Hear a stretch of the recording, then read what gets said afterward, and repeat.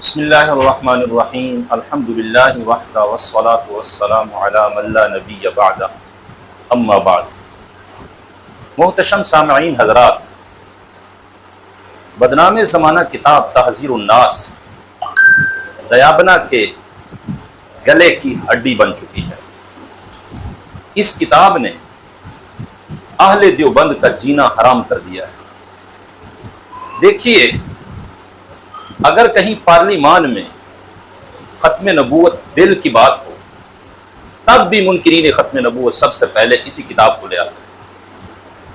اگر کسی بریلوی کا قادیانیوں سے مناظرہ ہو تب بھی مناظرے میں یہ کتاب آتی ہے، اور بریلوی علماء کو تیاری کر کے جانا ہوتی ہے کہ ہم اس کا کیا جواب دیں گے۔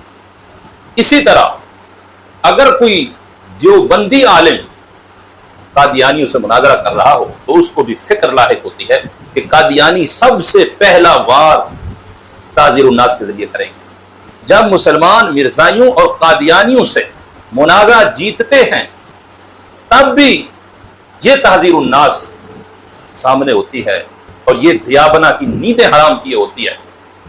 میں کہتا ہوں کہ اس کتاب نے دنیا میں تمہارا یہ حشر کر رکھا ہے، سوچو تو صحیح آخرت میں اس کتاب کی وجہ سے تمہارے ساتھ کیا ہونے والا ہے۔ میں عوام کو بتاتا چلوں کہ یہ کتاب کیا ہے۔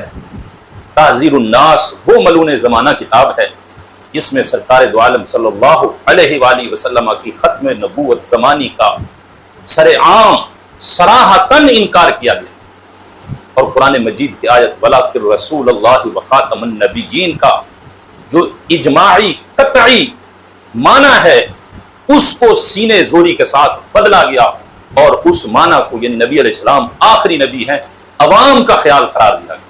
وہ معنی جو سرکار دو عالم صلی اللہ علیہ وسلم نے بیان فرمایا تھا، پوری امت کے اکابر اور اصاغر بیان کرتے رہے، اس کو عوام کا خیال کہہ کے رد کر دیا گیا کہ یہ خاتم النبیین کا معنی یہاں پر درست ہو ہی نہیں سکتا، صحیح ہو ہی نہیں سکتا۔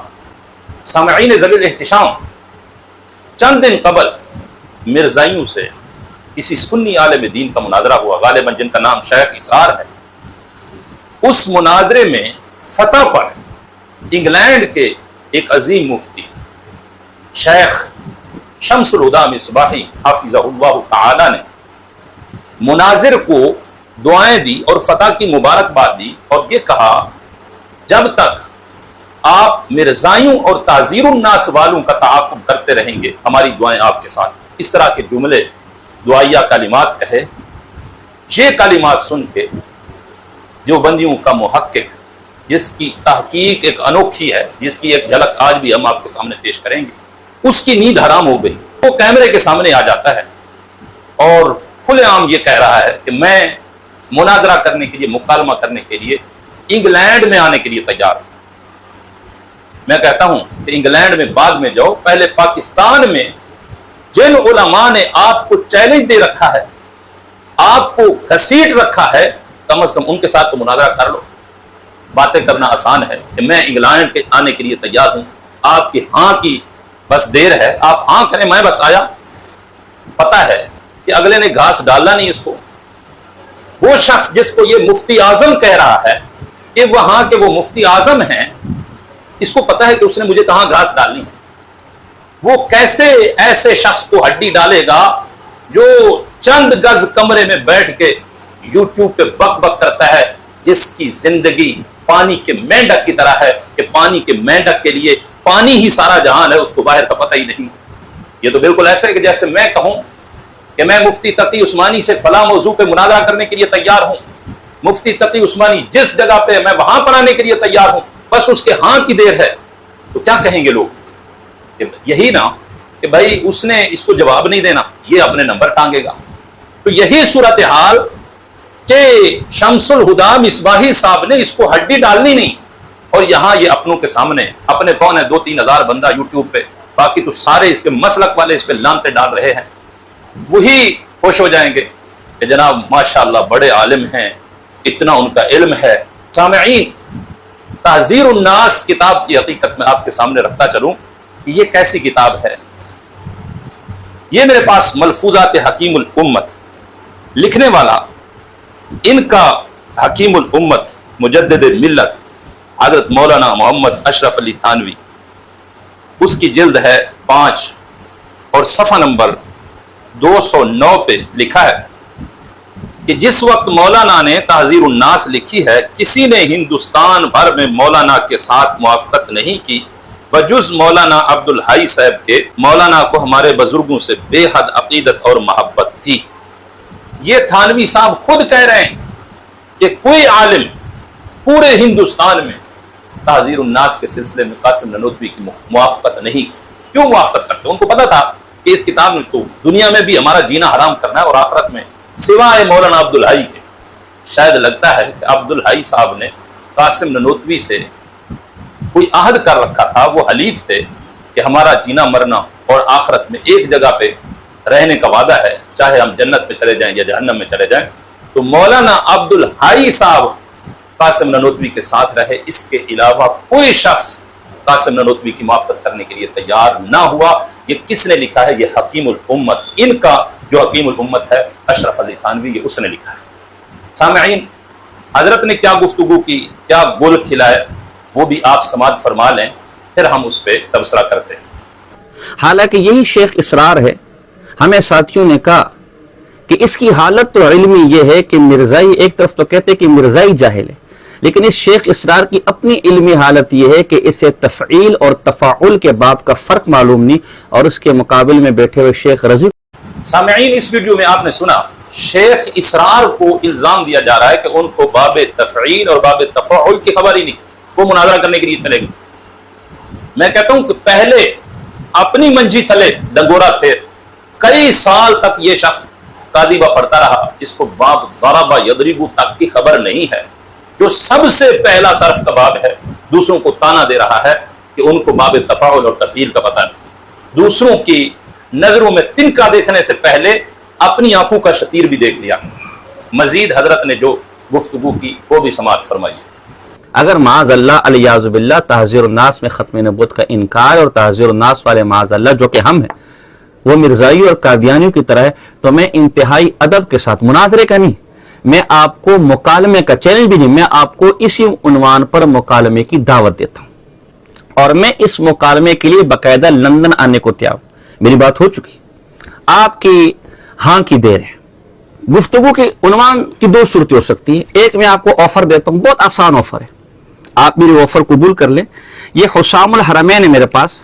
پہلا تو یہ ہے کہ شیخ احمد خان صاحب بریلی نے اپنی کتاب حسام الحرمین عربی میں تحذیر الناس کی جو عبارت جس ترتیب سے جس طرح پیش کی ہے، اس عربی عبارت کا لفظ بلفظ ترجمہ کر کے بعینہ تحذیر الناس سے وہ عبارت ایک جگہ پر دکھا دے۔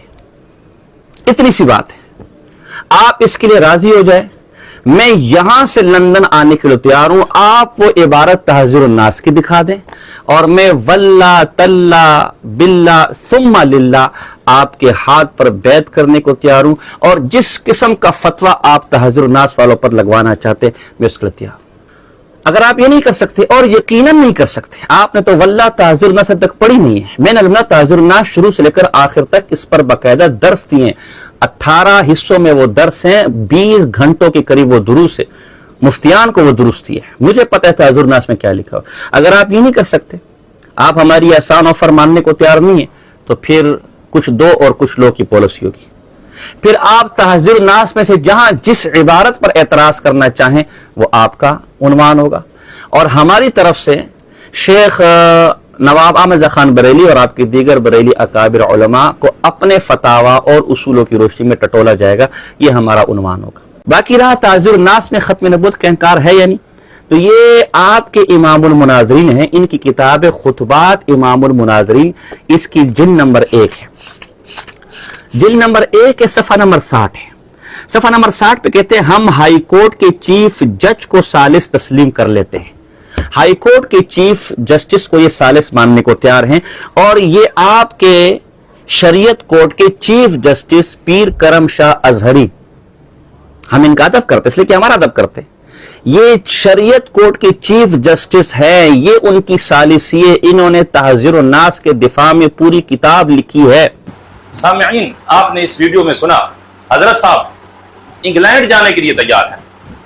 پاکستان میں علماء اس کو للکار رہے ہیں کہ اکابر دیوبند کی کسی کفریہ عبادت پہ مناظرہ کرنے کے لیے آ جاؤ، ہم تیار ہیں. آگے سے جواب آتا ہے کہ پہلے میں ایمان اعلی حضرت پہ گفتگو کروں گا، پہلے احمد رضا کا ایمان ثابت کرو. وہاں کسی نے صرف تعزیر الناس کا نام لے لیا، حضرت صاحب اس سے مکالمہ کرنے کے لیے تیار ہو گئے. کیوں؟ پتا ہے کہ انہوں نے اس کو گاز ڈالنی نہیں، ہڈی انہوں نے اس کو ڈالنی نہیں. اس کی واہ واہ ہو جائے گی، بلے بلے ہو جائے گی. اس طرح دعویٰ کرنے میں کون سا کوئی حرج ہے؟ ہر شخص بیٹھ کے باتیں کر سکتا ہے.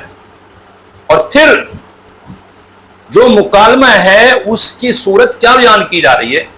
حضرت صاحب کہہ رہے ہیں دیکھیں دو صورتیں. پہلی صورت یہ ہے کہ اعلیٰ حضرت امام محمد رضا نے تحذیر الناس سے جس عبارت کو نقل کیا اور اس کو عربی میں پیش کیا، وہ من و عن حرف بحرف تحذیر الناس میں ایک جگہ پہ دکھا دیں. اس سے کوئی پوچھے کس نے دعویٰ کیا ہے کہ وہ ساری عبارت ایک جگہ پہ موجود ہے؟ وہ تو 2-3 عبارتیں ہیں الگ الگ طور پہ. اچھا ایسا نہیں کہ ان 3 عبارتوں کو اکٹھا پیش کرنے سے کوئی کفر ثابت ہوتا ہو، بلکہ 2-3 عبارتیں جو پیش کی گئی وہ علیحدہ طور پہ کفریہ ہے. ہر عبارت علیحدہ علیحدہ طور پہ کفریہ ہے. وہ نہ بھی جوڑیں، ہر عبارت اپنی جگہ پہ موجود ہو تو ہر عبارت جو ہے وہ علیحدہ طور پہ کفریہ ہے، اور اس کو ہم ثابت کرنے کے لیے تیار ہیں.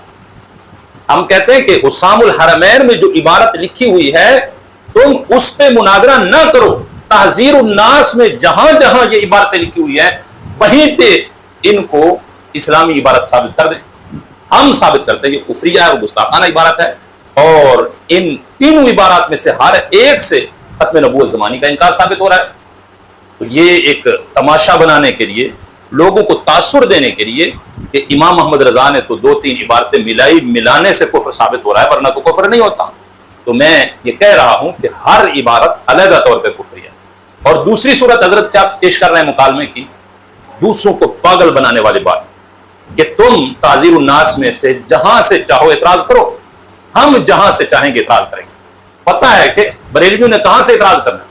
صرف وہی عبارتیں، ہم انہی عبارتوں پہ ہی اعتراض کر رہے ہیں جو کفریہ ہیں، جن پہ فتویٰ لگا ہے، علماء حرمین کی تصدیقیں موجود ہیں. اور ہم کون سی عبارت دکھائیں گے؟ یہ چوروں والا راستہ تلاش کرنا چاہتے ہیں. اگر ان کے اندر ہمت ہوتی، غیرت ہوتی، تو کفر تو کسی ایک کلمہ سے بھی ثابت ہو جاتا ہے.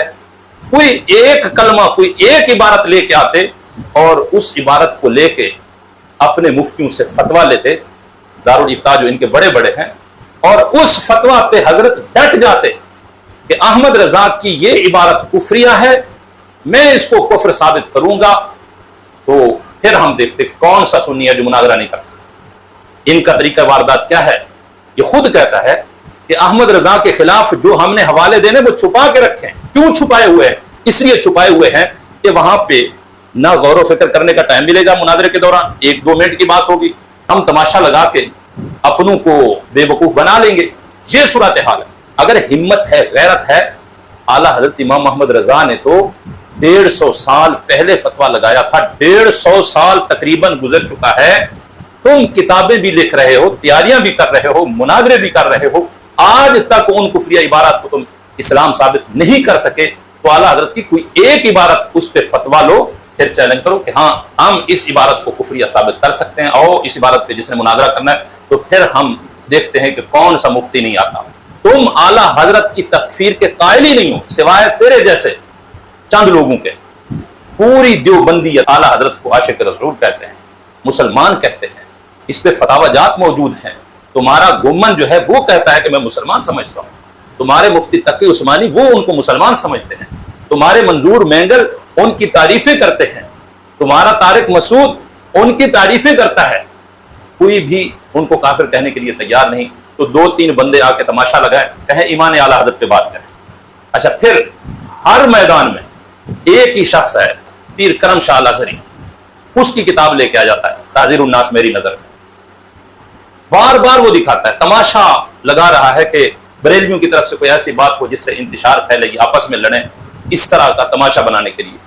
میں کہتا ہوں جو تمہارا نمائندہ ہے اس سے پوچھ لو. اس نے اپنی کتاب ہدیہ بریلوی کے 228 صفحے پہ बरेलवियों के उन उलमा का तज़किरा किया है कि जिनको बरेलवियों ने मुस्तरद कर दिया है। उनमें एक पीर करम शाह अल अजहरी को मुफ्ती मुजाहिद ने शामिल किया है। जब तुमने खुद मान लिया है कि ये बरेलवियों के मुसल्लमात में से नहीं हैं, तो फिर किस बिना पे इतराज करते हो? फिर वो डॉक्टर खालिद जो अंग्रेज के चरणों में पलने वाला है, उससे ही पूछ लेते। वो खुद कहता है कि पीर करम शाह अल अजहरी ने रुजू कर लिया।